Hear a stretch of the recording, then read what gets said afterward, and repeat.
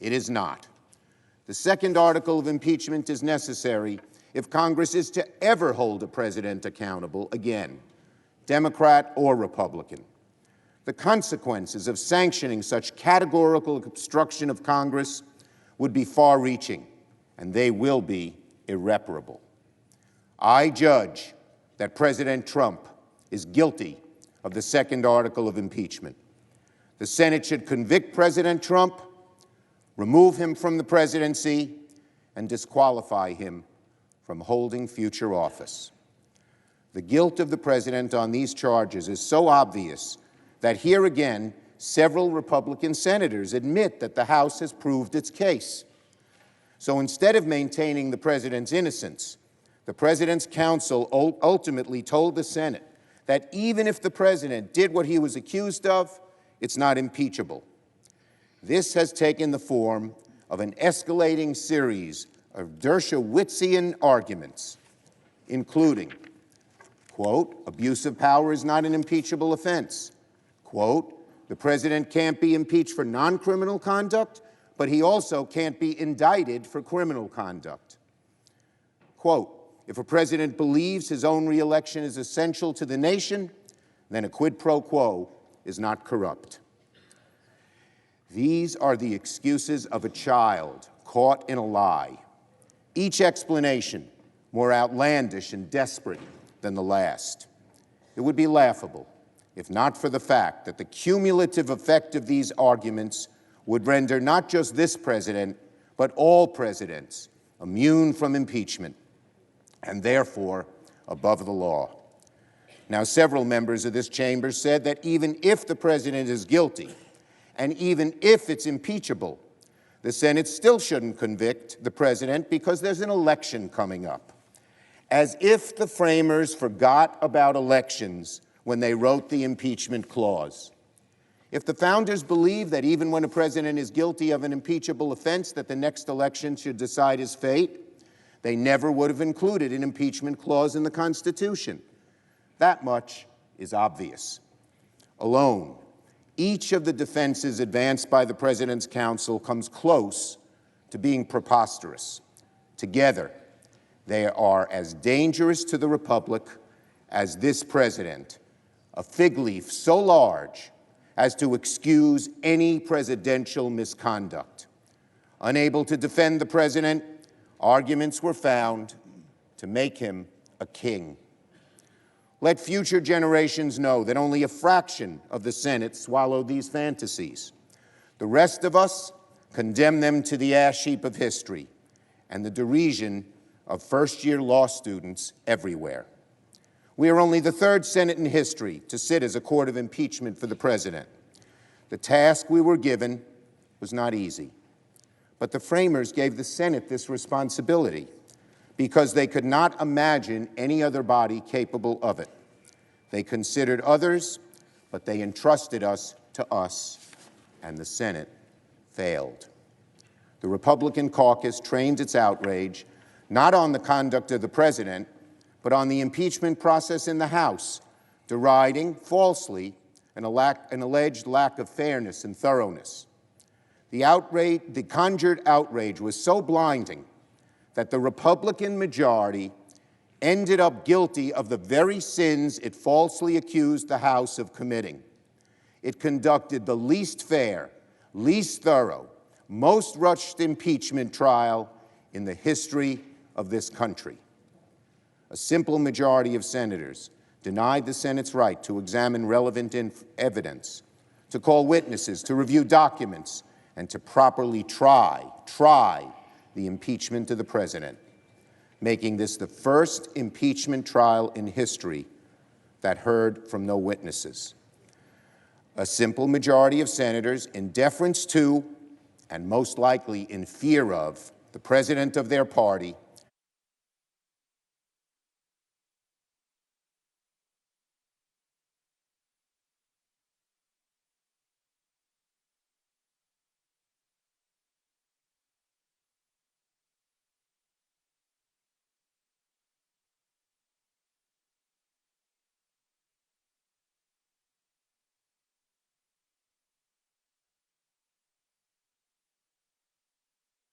Acquittal in an unfair trial with this giant asterisk, the asterisk of a sham trial, is worth nothing at all to President Trump or to anybody else. No doubt, the president will boast he received total exoneration, but we know better. We know this wasn't a trial by any stretch of the definition, and the American people know it too. We've heard a lot about the framers over the past several weeks, about the impeachment clause they forged, the separation of powers they wrought, the conduct they most feared in our chief magistrate. But there is something the founders considered even more fundamental to our republic: truth. The founders had seen and studied societies governed by the iron fist of tyrants and the divine right of kings, but none by argument, rational thinking, facts, debate.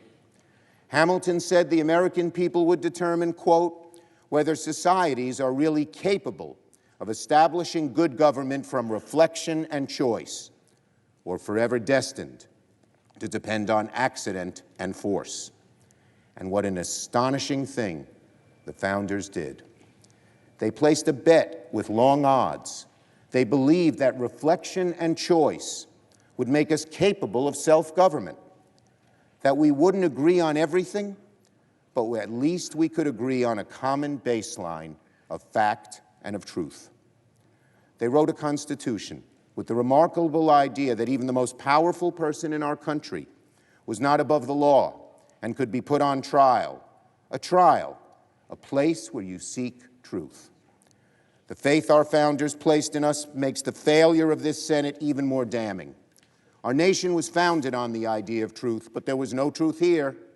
The Republican majority couldn't let truth into this trial. The Republican majority refused to get the evidence because they were afraid of what it might show. Our nation was founded on the idea of truth, but in order to countenance this president, you have to ignore the truth. Republicans walk through the halls with their heads down. They didn't see the tweet. They can't respond to everything he says. They hope he learned his lesson this time. Yes, maybe this time he learned his lesson. Our nation was founded on truth. But in order to excuse this president, you have to willfully ignore the truth and indulge in the president's conspiracy theories. Millions of people voted illegally. The deep state is out to get them. Ukraine interfered in our elections. You must attempt to normalize his behavior. Obama did it too, they falsely claim. Democrats are just as bad. Our nation was founded on the idea of truth. But this president is such a menace, so contemptuous of every virtue, so dishonorable, so dishonest, that you must ignore, indeed sacrifice, the truth to maintain his favor. The trial of this president, its failure, reflects the central challenge of this presidency and maybe the central challenge of this time in our democracy. You cannot be on the side of this president and be on the side of truth.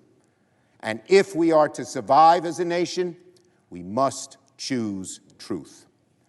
Because if the truth doesn't matter, if the news you don't like is fake, if cheating in an election is acceptable, if everyone is as wicked as the wickedest among us, then the hope for the future is lost. The eyes of the nation are upon this Senate, and what they see will strike doubt in the heart of even the most ardent patriot. The House managers established the president abused the great power of his office to try to cheat in an election, and the Senate majority is poised to look the other way. So I direct my final message, not to the House managers, not even to my fellow senators, but to the American people. My message is simple. Don't lose hope. There is justice in this world, and truth, and right. I believe that. I wouldn't be in this government if I didn't. Somehow, in ways we can't predict, with God's mysterious hand guiding us, truth and right will prevail. There have been dark periods in our history, but we always overcome. The Senate's opening prayer yesterday was Amos 5:24. Let justice roll down like water, righteousness like an ever-flowing stream. The long arc of the moral universe, my fellow Americans, does bend towards justice. America does change for the better, but not on its own. It took millions of Americans hundreds of years to make this country what it is today. Americans of every age and color and creed who marched and protested, who stood up and sat in. Americans who defended this democracy, this beautiful democracy, in its darkest hours. On Memorial Day in 1884, Oliver Wendell Holmes told his war-weary audience that, quote, whether one accepts from fortune her spade and will look downward and dig, or from aspiration her axe and cord and will scale the ice, the one and only success which is yours to command is to bring to your work a mighty heart. I have confidence that Americans of a different generation, our generation, will bring to our work a mighty heart to fight for what's right, to fight for the truth, and never, never lose faith. I yield the floor.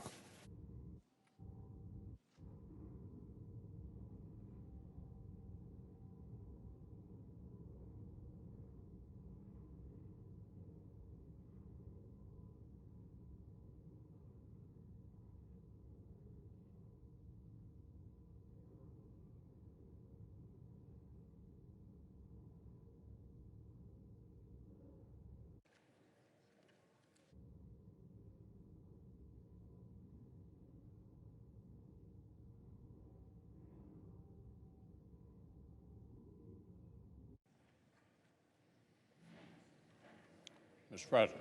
The Majority Leader. The United States Senate was made for moments like this. The framers predicted that factional fever might dominate House majorities from time to time.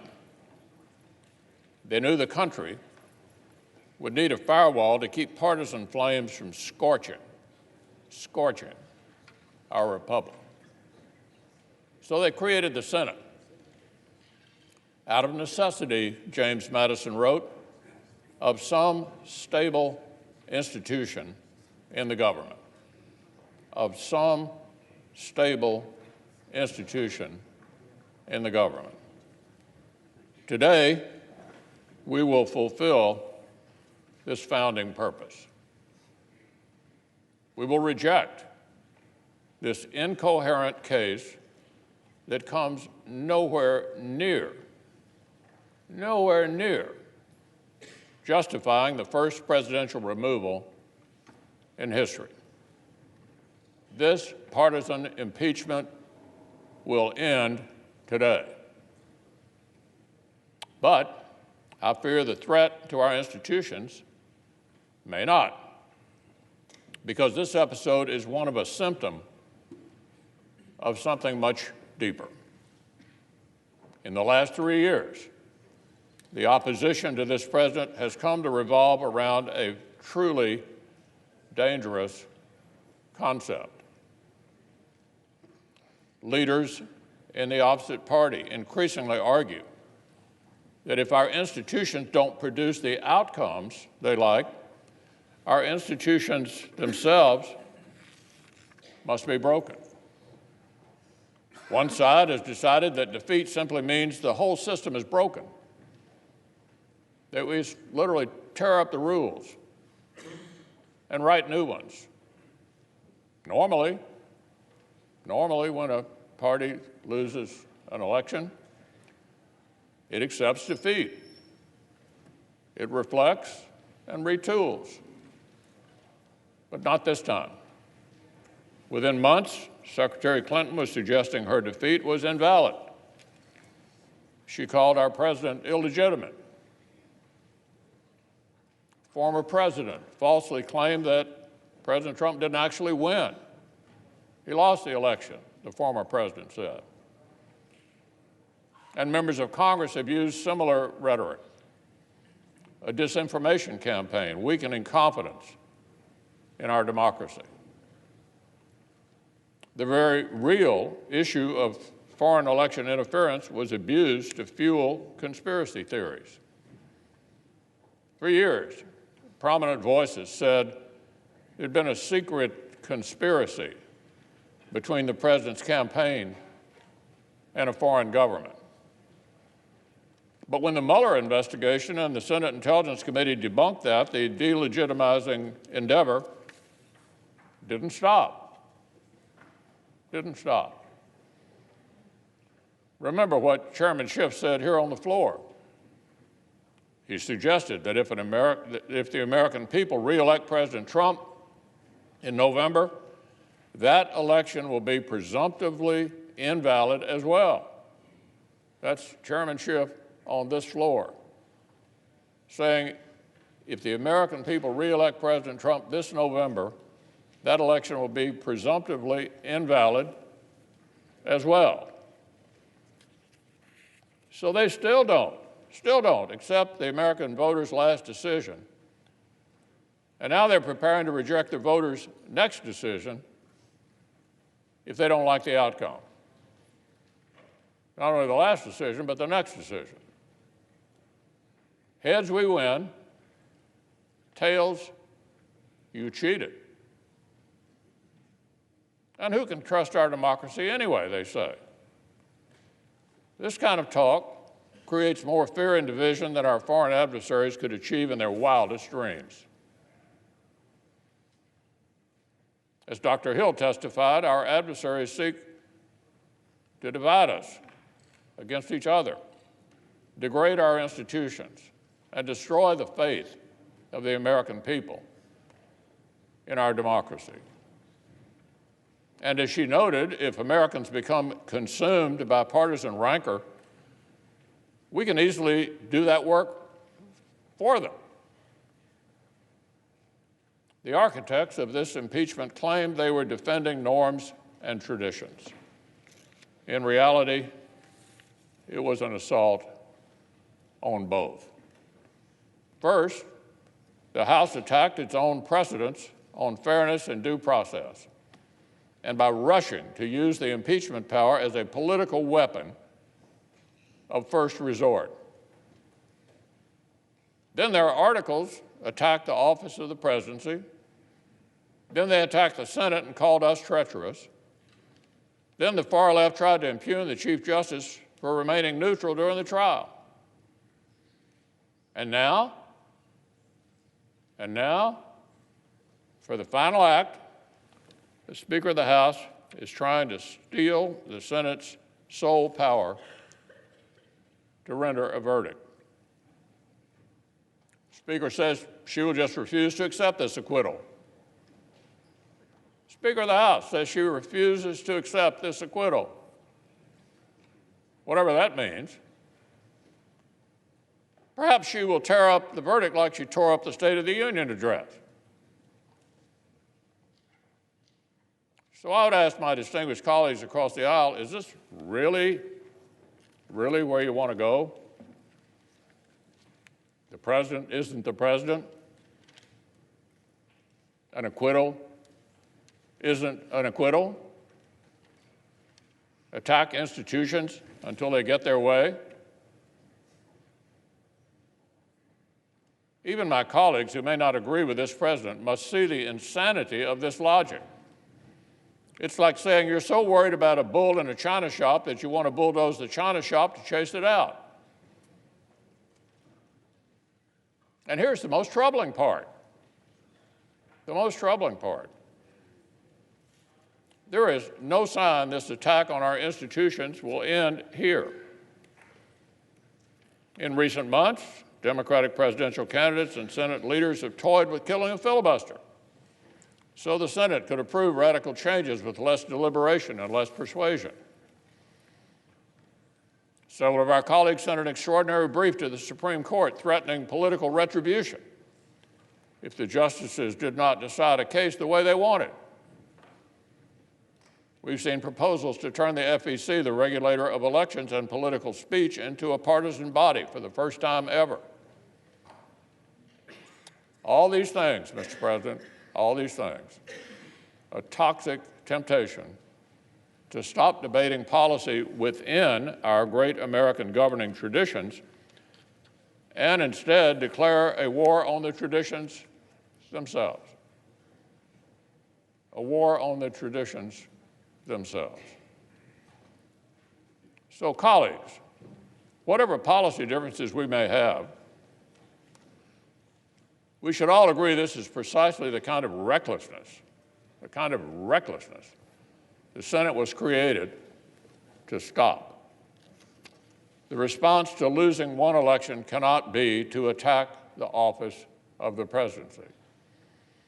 The response to losing several elections cannot be to threaten the Electoral College. The response to losing a court case cannot be to threaten the judiciary. The response to losing a vote cannot be to threaten the Senate. We simply cannot let factional fever break our institutions. It must work the other way, as Madison and Hamilton intended. The institutions must break the fever, rather than the other way around. The framers built the Senate to keep temporary rage from doing permanent damage to our republic. The framers built the Senate to keep temporary rage from doing permanent damage to our republic. That, Mr. President, is what we will do when we end this precedent-breaking impeachment. I hope we will look back on this vote and say, this was the day the fever began to break. I hope we will not say, this was just the beginning. I ask unanimous consent the Senate stand in recess subject to the call of the chair. Without objection, the Senate stands in recess subject to the call of the chair.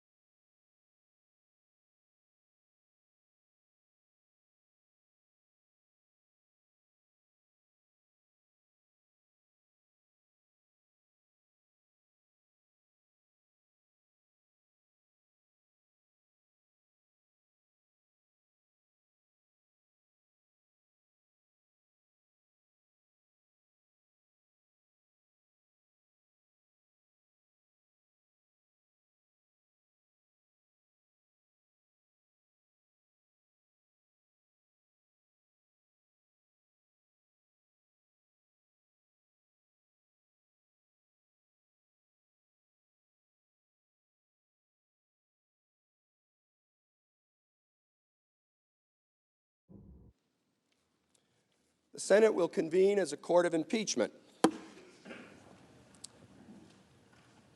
If there's no objection, the journal of proceedings of the trial are approved to date. The Deputy Sergeant at Arms will make the proclamation. Hear ye, hear ye. All persons are commanded to keep silence on pain of imprisonment while the Senate of the United States is sitting for the trial of the articles of impeachment exhibited by the House of Representatives against Donald John Trump, President of the United States. As a reminder to everyone in the chamber, as well as those in the galleries, demonstrations of approval or disapproval are prohibited. The Majority Leader is recognized. Mr. Chief Justice, the Senate is now ready to vote on the articles of impeachment, and after that is done, we will adjourn the court of impeachment. The clerk will now read the first article of impeachment. Article 1, Abuse of Power. The Constitution provides that the House of Representatives, quote, shall have the sole power of impeachment, unquote, and that the President, quote, shall be removed from office on impeachment for and conviction of treason, bribery, or other high crimes and misdemeanors, close quote. In his conduct of the office of President of the United States, and in violation of his constitutional oath faithfully to execute the office of President of the United States, and, to the best of his ability, preserve, protect, and defend the Constitution of the United States, and in violation of his constitutional duty to take care that the laws be faithfully executed, Donald J. Trump has abused the powers of the presidency in that, using the powers of his office, President Trump solicited the interference of a foreign government, Ukraine, in the 2020 United States presidential election. He did so through a scheme or course of conduct that included soliciting the government of Ukraine to publicly announce investigations that would benefit his re-election, harm the election prospects of a political opponent, and influence the 2020 United States presidential election to his advantage. President Trump also sought to pressure the government of Ukraine to take these steps by conditioning official United States government acts of significant value to Ukraine on its public announcement of the investigations. President Trump engaged in this scheme or course of conduct for corrupt purposes in pursuit of personal political benefit. In doing so, President Trump used the powers of the presidency in a manner that compromised the national security of the United States and undermined the integrity of the United States democratic process. He thus ignored and injured the interests of the nation. President Trump engaged in this scheme or course of conduct through the following means. 1. President Trump, acting both directly and through his agents within and outside the United States government, corruptly solicited the government of Ukraine to publicly announce investigations into A, political opponent, former Vice President Joseph R. Biden Jr., and B, a discredited theory promoted by Russia alleging that Ukraine, rather than Russia, interfered in the 2016 United States presidential election. 2, with the same corrupt motives, President Trump, acting both directly and through his agents within the outside of the United States government, conditioned 2 official acts on the public announcements that he had requested. A, the release of $391 million of United States taxpayer funds that Congress had appropriated on a bipartisan basis for the purpose of providing vital military and security assistance to Ukraine to oppose Russian aggression, and which President Trump had ordered suspended. And B, a head of state meeting at the White House, which the President of Ukraine sought to demonstrate continued United States support for the government of Ukraine in the face of Russian aggression. 3, faced with the public revelation of his actions, President Trump ultimately released the military and security assistance to the government of Ukraine and has persisted in openly and corruptly urging and soliciting Ukraine to undertake investigations for his personal political benefit.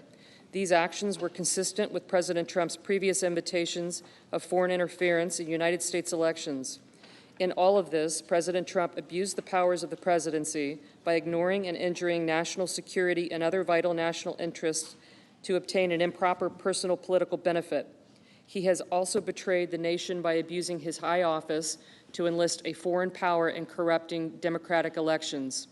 Wherefore, President Trump, by such conduct, has demonstrated that he will remain a threat to national security and the Constitution if allowed to remain in office, and has acted in a manner grossly incompatible with self-governance and the rule of law. President Trump thus warrants impeachment and trial, removal from office, and disqualification to hold and enjoy any office of honor, trust, or profit under the United States. Each senator, when his or her name is called, will stand in his or her place and vote guilty or not guilty as required by Rule 23 of the Senate Rules on Impeachment. Article 1, Section 3, Clause 6 of the Constitution, regarding the vote required for conviction on impeachment, provides that no person shall be convicted without the concurrence of 2/3 of the members present. The question is on the first article of impeachment. Senators, how say you?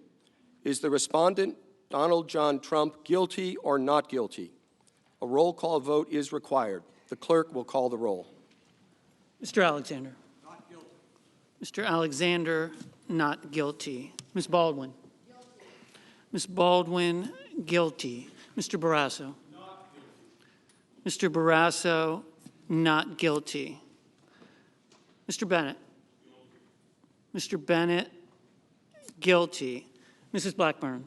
Not guilty. Mrs. Blackburn, not guilty. Mr. Blumenthal. Guilty. Mr. Blumenthal, guilty. Mr. Blunt. Not guilty. Mr. Blunt, not guilty. Mr. Booker. Guilty. Mr. Booker, guilty. Mr. Bozeman. Not guilty. Mr. Bozeman, not guilty. Mr. Braun. Not guilty. Mr. Braun, not guilty. Mr. Brown. Guilty. Mr. Brown, guilty. Mr. Burr. Not guilty. Mr. Burr, not guilty. Ms. Cantwell. Ms. Cantwell, guilty. Mrs. Capito. Mrs. Capito, not guilty. Mr. Cardin. Mr. Cardin, guilty. Mr. Carper. Mr. Carper, guilty. Mr. Casey. Mr. Casey, guilty. Mr. Cassidy. Mr. Cassidy, not guilty. Ms. Collins. Ms. Collins, not guilty. Mr. Coons. Mr. Coons, guilty. Mr. Cornyn. Mr. Cornyn, not guilty. Ms. Cortez Masto. Ms. Cortez Masto, guilty. Mr. Cotton. Not guilty. Mr. Cotton, not guilty. Mr. Kramer. Mr. Kramer, not guilty. Mr. Crapo. Mr. Crapo, not guilty. Mr. Cruz. Mr. Cruz, not guilty. Mr. Daines. Mr. Daines, not guilty. Ms. Duckworth. Ms. Duckworth, guilty. Mr. Durbin. Mr. Durbin, guilty. Mr. Enzi. Mr. Enzi, not guilty. Ms. Ernst. Ms. Ernst, not guilty. Mrs. Feinstein. Mrs. Feinstein, guilty. Mrs. Fisher. Mrs. Fisher, not guilty. Mr. Gardner. Mr. Gardner, not guilty. Mrs. Gillibrand. Mrs. Gillibrand, guilty. Mr. Graham. Mr. Graham, not guilty. Mr. Grassley. Mr. Grassley, not guilty. Ms. Harris. Ms. Harris, guilty. Ms. Hassan. Ms. Hassan, guilty. Mr. Hawley. Mr. Hawley, not guilty. Mr. Heinrich. Mr. Heinrich, guilty. Ms. Hirono. Ms. Hirono, guilty. Mr. Hoven. Mr. Hoven, not guilty. Mrs. Hyde-Smith. Not guilty. Mrs. Hyde-Smith, not guilty. Mr. Inhofe. Mr. Inhofe, not guilty. Mr. Johnson. Not guilty. Mr. Johnson, not guilty. Mr. Jones. Guilty. Mr. Jones, guilty. Mr. Kane. Mr. Kane, guilty. Mr. Kennedy. Mr. Kennedy, not guilty. Mr. King. Mr. King, guilty. Ms. Klobuchar. Ms. Klobuchar, guilty. Mr. Langford. Mr. Langford, not guilty. Mr. Leahy. Mr. Leahy, guilty. Mr. Lee. Not guilty. Mr. Lee, not guilty. Mrs. Loeffler. Mrs. Loeffler, not guilty. Mr. Manchin. Mr. Manchin, guilty. Mr. Markey.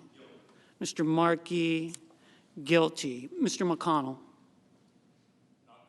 Mr. McConnell, not guilty. Ms. McSally. Ms. McSally, not guilty. Mr. Menendez. Mr. Menendez, guilty. Mr. Merkley.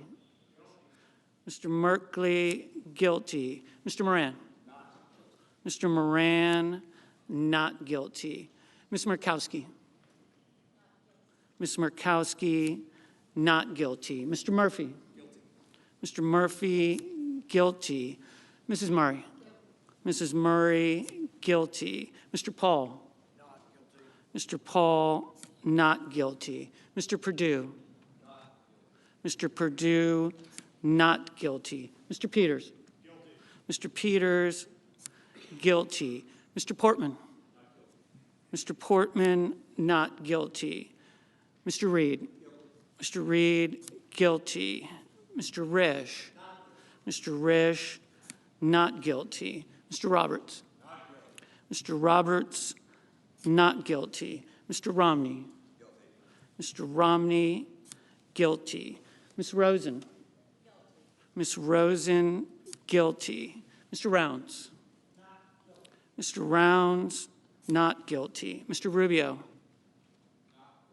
Mr. Rubio, not guilty. Mr. Sanders. Mr. Sanders, guilty. Mr. Sass. Mr. Sass, not guilty. Mr. Schatz. Mr. Schatz, guilty. Mr. Schumer. Mr. Schumer, guilty. Mr. Scott of Florida. Mr. Scott of Florida, not guilty. Mr. Scott of South Carolina. Mr. Scott of South Carolina, not guilty. Mrs. Shaheen. Mrs. Shaheen, guilty. Mr. Shelby. Mr. Shelby, not guilty. Ms. Sinema. Ms. Sinema, guilty. Ms. Smith. Ms. Smith, guilty. Ms. Stabenow. Ms. Stabenow, guilty. Mr. Sullivan. Mr. Sullivan, not guilty. Mr. Tester. Mr. Tester, guilty. Mr. Thune. Mr. Thune, not guilty. Mr. Tillis. Mr. Tillis, not guilty. Mr. Toomey. Mr. Toomey, not guilty. Mr. Udall. Mr. Udall, guilty. Mr. Van Hollen. Mr. Van Hollen, guilty. Mr. Warner. Mr. Warner, guilty. Ms. Warren. Ms. Warren, guilty. Mr. Whitehouse. Mr. Whitehouse, guilty. Mr. Wicker. Mr. Wicker, not guilty. Mr. Wyden. Mr. Wyden, guilty. Mr. Young. Mr. Young, not guilty.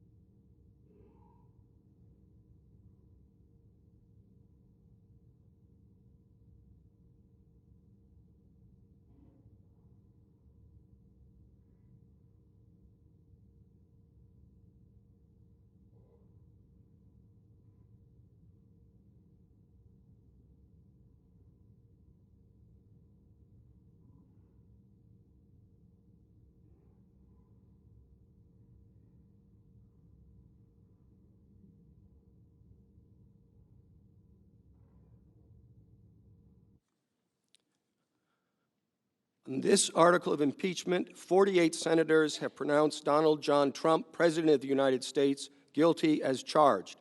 52 senators have pronounced him not guilty as charged. 2/3 of the senators present not having pronounced him guilty, the Senate adjudges that the respondent, Donald John Trump, President of the United States, is not guilty as charged in the first article of impeachment. The clerk will read the second article of impeachment.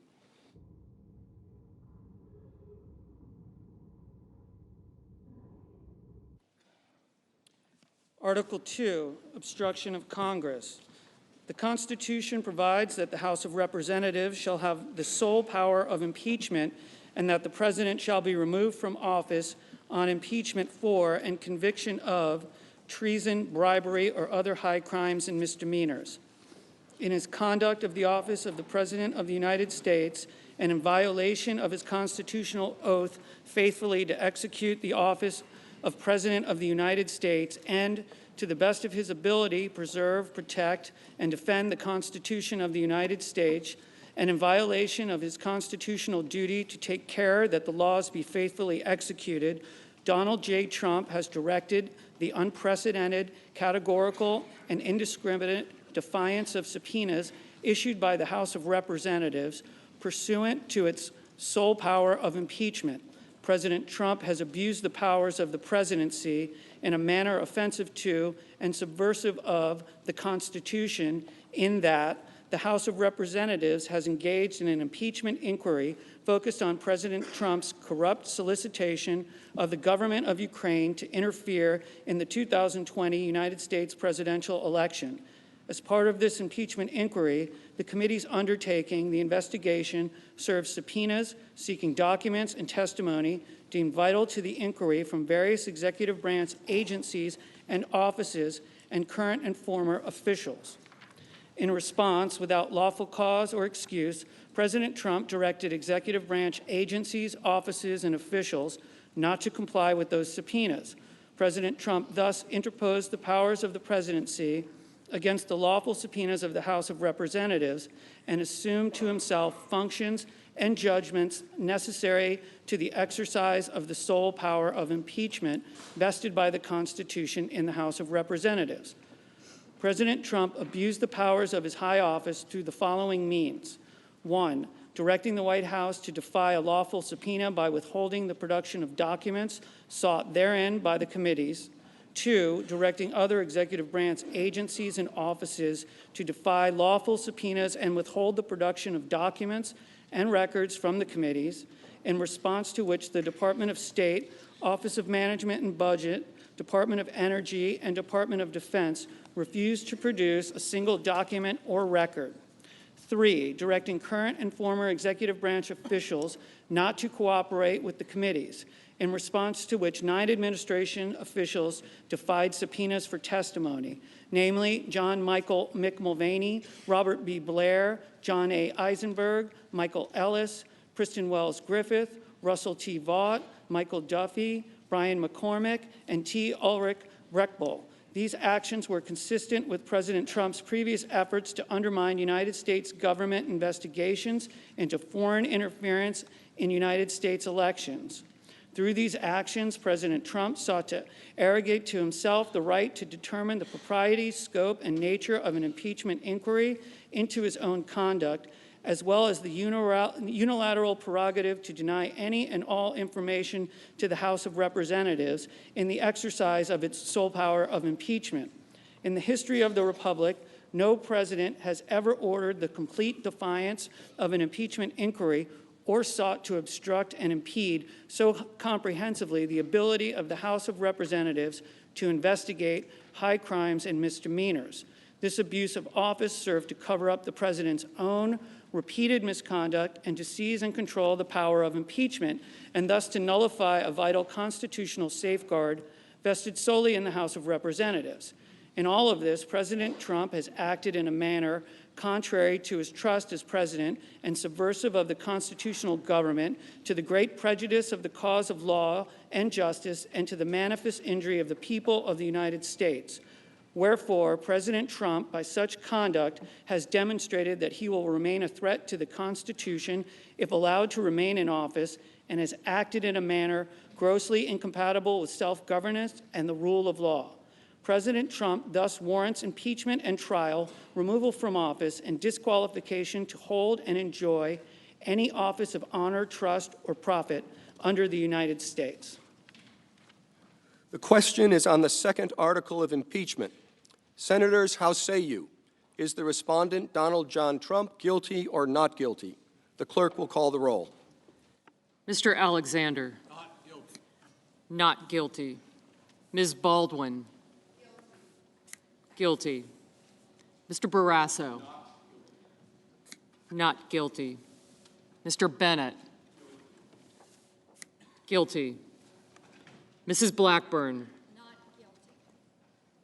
Not guilty. Mr. Blumenthal. Guilty. Mr. Blunt. Not guilty. Mr. Booker. Guilty. Mr. Bozeman. Not guilty. Mr. Braun.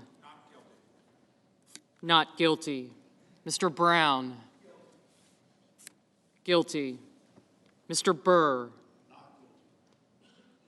Not guilty. Ms. Cantwell. Guilty. Mrs. Capito.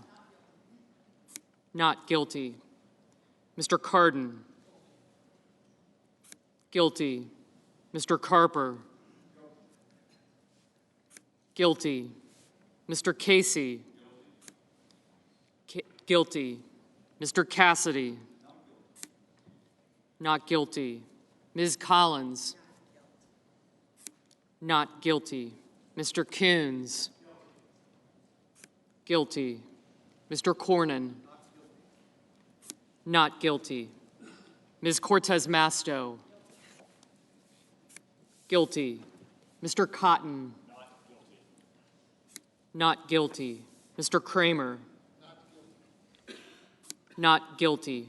Mr. Crapo. Not guilty. Mr. Cruz. Not guilty. Mr. Daines. Not guilty. Ms. Duckworth. Guilty. Mr. Durbin. Guilty. Mr. Enzi. Not guilty. Ms. Ernst. Not guilty. Mrs. Feinstein. Guilty. Mrs. Fisher. Not guilty. Mr. Gardner. Not guilty. Mrs. Gillibrand. Guilty. Mr. Graham. Not guilty. Mr. Grassley. Not guilty. Ms. Harris. Guilty. Ms. Hassan. Guilty. Mr. Hawley. Not guilty. Mr. Heinrich. Guilty. Ms. Hirono. Guilty. Mr. Hoven. Not guilty. Mrs. Hyde-Smith. Not guilty. Not guilty. Mr. Inhofe. Not guilty. Mr. Johnson. Not guilty. Mr. Jones. Guilty. Mr. Kane. Guilty. Mr. Kennedy. Not guilty. Mr. King. Guilty. Ms. Klobuchar. Guilty. Mr. Langford. Not guilty. Mr. Leahy. Guilty. Mr. Lee. Not guilty. Not guilty. Mrs. Loeffler. Not guilty. Mr. Manchin. Guilty. Mr. Markey. Guilty. Mr. McConnell. Not guilty. Ms. McSally. Not guilty. Mr. Menendez. Guilty. Mr. Merkley. Guilty. Mr. Moran. Not guilty. Ms. Murkowski? Not guilty. Mr. Murphy? Guilty. Mrs. Murray? Guilty. Mr. Paul? Not guilty. Not guilty. Mr. Perdue? Not guilty. Mr. Peters? Guilty. Mr. Portman? Not guilty. Mr. Reed? Guilty. Mr. Risch? Not guilty. Mr. Roberts? Not guilty. Mr. Romney? Not guilty. Ms. Rosen? Guilty. Mr. Rounds? Not guilty. Mr. Rubio? Not guilty. Mr. Sanders? Guilty. Mr. Sass? Not guilty. Mr. Schatz? Guilty. Mr. Schumer? Guilty. Mr. Scott of Florida? Not guilty. Mr. Scott of South Carolina? Not guilty. Mrs. Shaheen? Guilty. Mr. Shelby? Not guilty. Ms. Sinema? Guilty. Ms. Smith? Guilty. Ms. Stabenow? Guilty. Mr. Sullivan? Not guilty. Mr. Tester? Guilty. Mr. Thune? Not guilty. Mr. Tillis? Not guilty. Mr. Toomey? Not guilty. Mr. Udall? Guilty. Mr. Van Hollen? Guilty. Mr. Warner? Guilty. Ms. Warren? Guilty. Mr. Whitehouse? Guilty. Mr. Wicker? Not guilty. Mr. Wyden? Guilty. Mr. Young? Not guilty.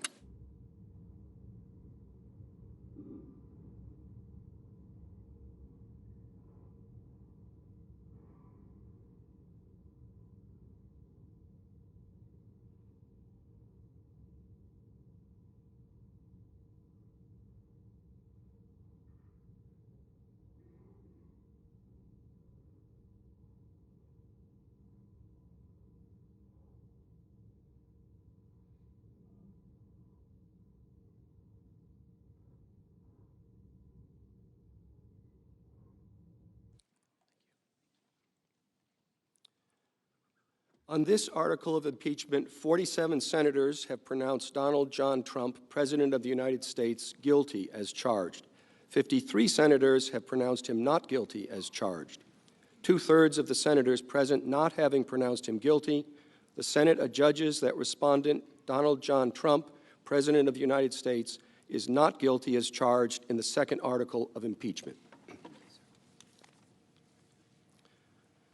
The presiding officer directs judgment to be entered in accordance with the judgment of the Senate as follows. The Senate, having tried Donald John Trump, President of the United States, upon 2 articles of impeachment exhibited against him by the House of Representatives, and 2/3 of the senators present not having found him guilty of the charges contained therein, it is therefore ordered and adjudged that the said Donald John Trump be, and he is hereby, acquitted of the charges in said articles. Mr. Chief Justice, The Majority Leader is recognized. I send an order to the desk. The clerk will report.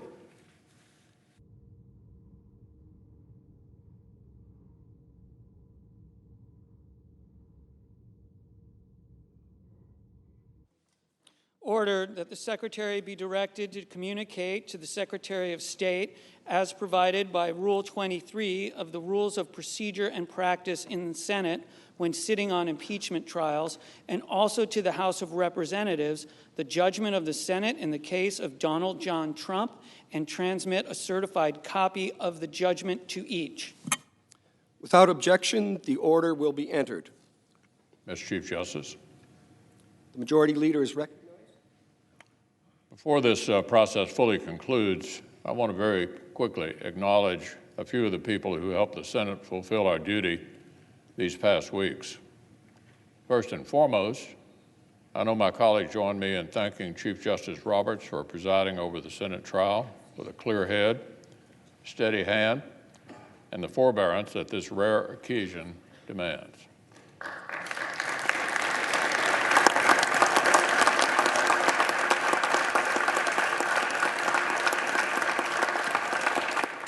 We know full well that his presence as our presiding officer came in addition to, not instead of, his day job across the street. So the Senate thanks the Chief Justice and his staff who helped him perform this unique role. Like his predecessor, Chief Justice Rehnquist, the Senate will be awarding Chief Justice Roberts the Golden Gavel to commemorate his time presiding over this body. We typically award this to new senators after about 100 hours in the chair, but I think we can agree the Chief Justice has put in his due and then some. The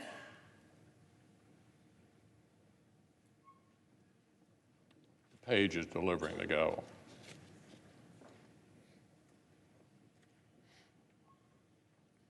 Thank you very much. Of course, there are countless Senate professionals whose efforts were essential. I'll have more thorough thanks to offer next week to all of those teams, from the Secretary of the Senate's office to the parliamentarians, to the Sergeant at Arms team, and beyond. But there are two more groups I'd like to single out now. First, the two different classes of Senate pages who participated in this trial. Their footwork and cool under pressure literally kept the floor running. Our current class came on board right in the middle of the third presidential impeachment trial in American history and quickly found themselves hand-delivering 180 question cards from senators' desks to the dais. No pressure, right, guys? So thank you all very much for your good work.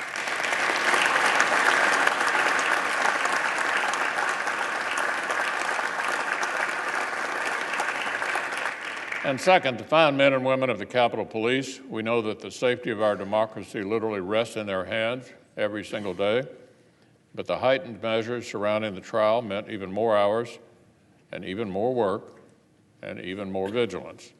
Thank you all very much for your service to this body and to the country.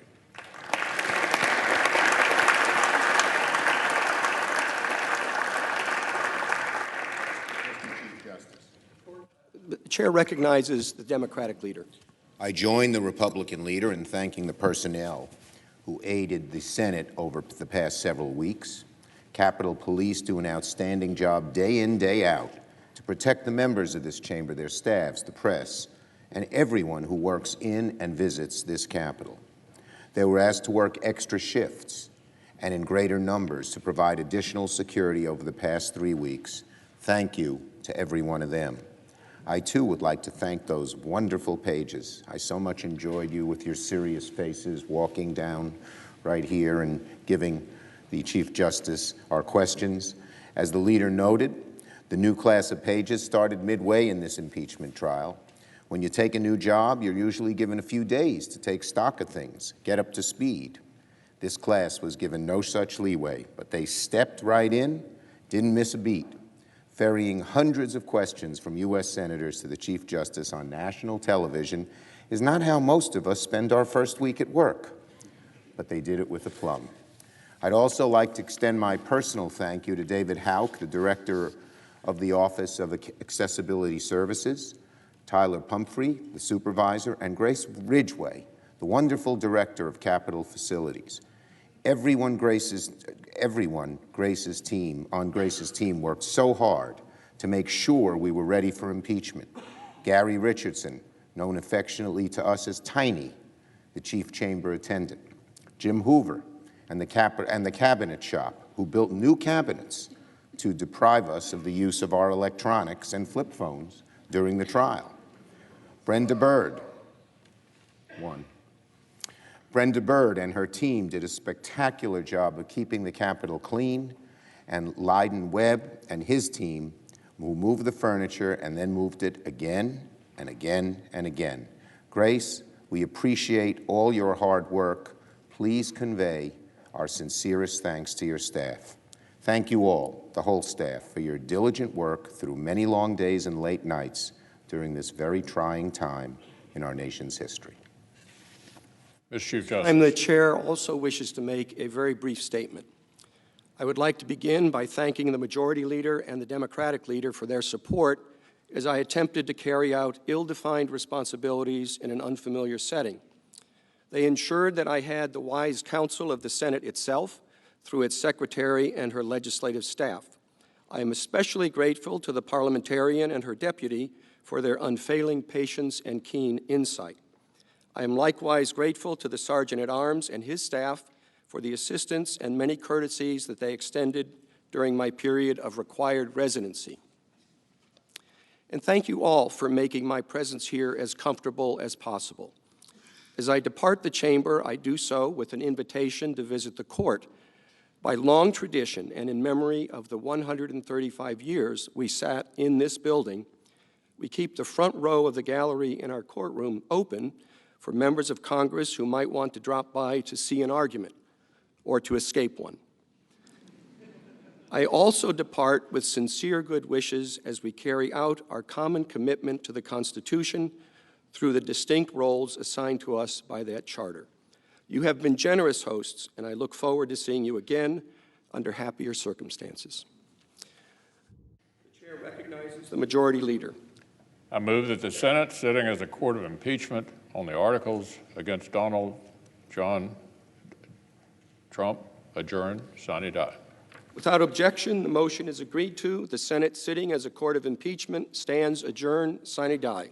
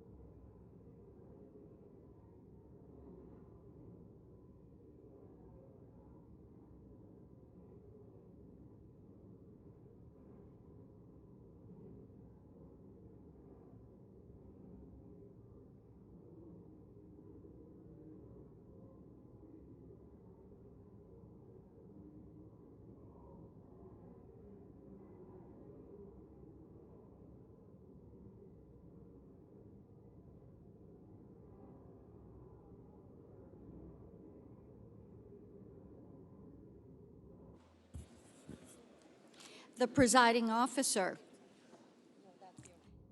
The Deputy Sergeant-at-Arms will escort the House managers out of the Senate chamber.